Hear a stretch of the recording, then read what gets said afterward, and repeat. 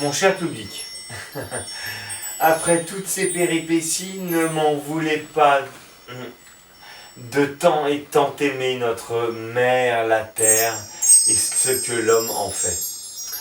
Je reviens sur le fond du discours en essayant de faire plus court. Je vous mets au courant. Au courant? Au courant de quoi? Au courant, vous allez saisir. Parlons de ce qui se transforme, ce véritable miracle qu'accomplissent ensemble homme et nature, main dans la main. De quoi s'agit-il? Surprise! Un texte sur la cohabitation entre non pas l'Élysée et le Sénat, mais le monde rural et nos cités. Oui, à la une, à la deux, on saute. Énergie, d'où viens-tu? Qui es-tu? Qui es-tu et où vas-tu? Voilà l'or de l'éole, l'auréole. L'or de l'éole, l'auréole. L'or de l'éole, l'eau de l'éole. L'auréole, l'or de cette éole. Alors éole, tu tournes et tu tournes et tu tournes tes pales, tes hélices, quel délice. Tu nous donnes tant et si bien que c'est la voie qu'il faut suivre pour demain.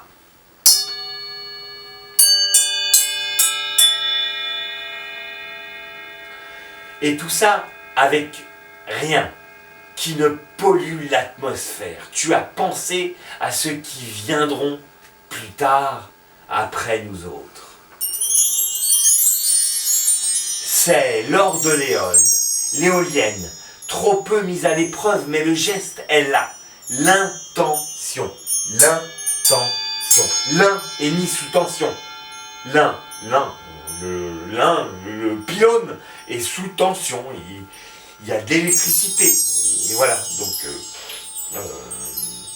quand même, tu es bien mis à l'ouvrage, comme j'ai dit. Moi, je nage dans ton or, l'éole. Je la sens dans le souffle du vent, et comme par enchantement, dans l'ampoule, dans la lampe, qui s'allume ou s'éteint. C'est l'or qui sera toujours là, le jour comme la nuit, à chaque seconde, travaillant sans relâche, en pleine nature, donnant son souffle dans nos maisons, de la campagne à nos cités les plus habitées. L'éole, l'éole, l'éole, c'est la nature qui nous épaule. Cette éolienne, elle me plaît bien, s'il vous plaît. Coiffons-la d'une auréole. Dame du vent, reine des vents, donnant, allaitant pour les hommes et femmes d'aujourd'hui et de demain, sang, S-A-N-G, le sang, S-A-N-S, S-A-N-S, S-A-N-G, sans le sang de l'éole ne s'arrêtera jamais de souffler. Tourne, fait tourner notre manège, jamais ne s'épuise, jamais n'oublie de faire bouger ses hélices. Merci l'éolienne. Ah!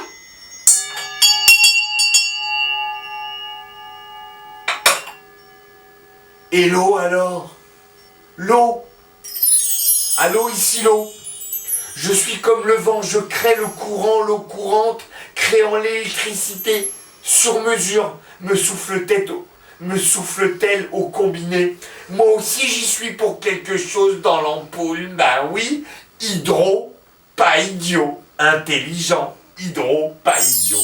J'adore ce mot-là, hydro, pas idiot, intelligent, c'est absolument ce qui se passe. Donc, reste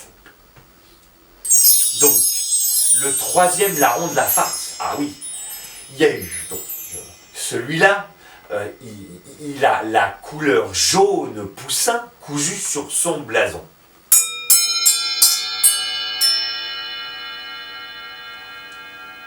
Mettons-le à l'honneur, pas de jaloux. Il est aussi dans l'ampoule, c'est notre beau et grand soleil. Et oui, je t'ai pas oublié, petit soleil, toi qui donnes Alors donc l'eau, l'air, le vent, pour finir, ce sur quoi tout cela tient, en fait, celle qui nous accueille, tout ce joli monde, notre terre, notre mère la terre. Pourquoi j'en parle tant? Parce que c'est... Enfin, vous voyez l'évidence, non? Bon, telle une souche, un socle, une boule qui tourne et fait chanter le monde. Elle purge en nous donnant, en nous aimant, comme deux aimants s'attirent, accomplissant le miracle de transformer nature et humanité. Car elle aussi peut-être, qu'est-ce qu'elle veut la nature, la terre? Ne veut-elle pas, dans son rêve, continuer à vivre? La terre, la nature, quel bonheur! Consciente, la planète est encore vivante, elle veut le rester.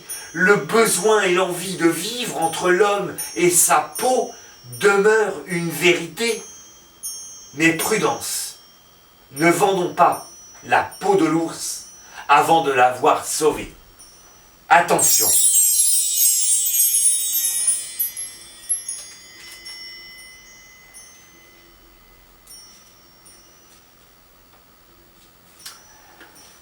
Mes amis, nous approchons doucement, mais sûrement, voire irrésistiblement de la fin de cette performance. Sniff, sniff, sniff. Peut-être est-il un peu tard, mais s'il vous plaît, mesdames, je m'adresse aux dames et aux demoiselles et aux gentes dames, surtout ne couchez pas de suite les plus petits, car j'ai composé une berceuse spécialement pour eux. C'est une quenotte. Une quenotte dans les dents. Que je vois là, bébé. Fais gaffe. Ouvre tes grands yeux, bébé. Que deviennent les quenottes? Écoute. Que deviennent tes quenottes, bébé? Quenottes. Bébé fait ses dents, quenotte, bébé pleure tout le temps. Dis donc bébé, qu'as-tu fait de tes dents? Pouf, en voilà une, quenotte que j'aperçois sous l'oreiller. Chut, quenotte, la petite souris va passer. Attends-toi à qu'elle n'en finisse pas de tomber. Tes quenottes, bébé. Alors, tu pleures encore. Et voilà, à la queue leu, les souris sous l'oreiller n'en finissent pas de passer.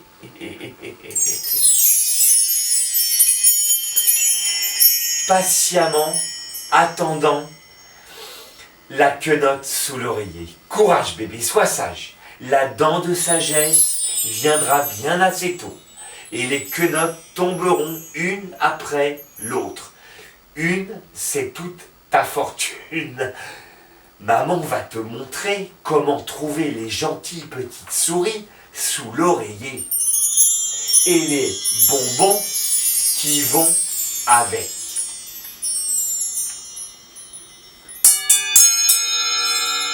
Sache, bébé, qu'en même temps que tu les perdras, tes quenottes, les souris sauront où les trouver. Et grandis, et les quenottes même plus grands passeront avec l'aide du Père Noël.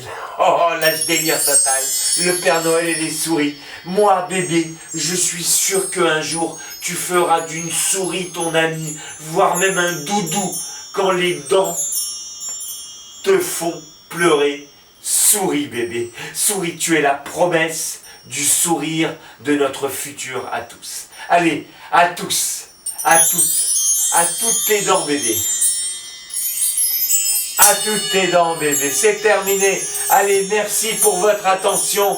Vous pouvez coucher, bébé. Moi, je vous tire mon chapeau et je vous souhaite la plus heureuse des nuits et des jours qui feront votre vie, en espérant que le voyage fut bien et qu'on se reverra bientôt, ici ou ailleurs. C'était Kohan Solo, merci.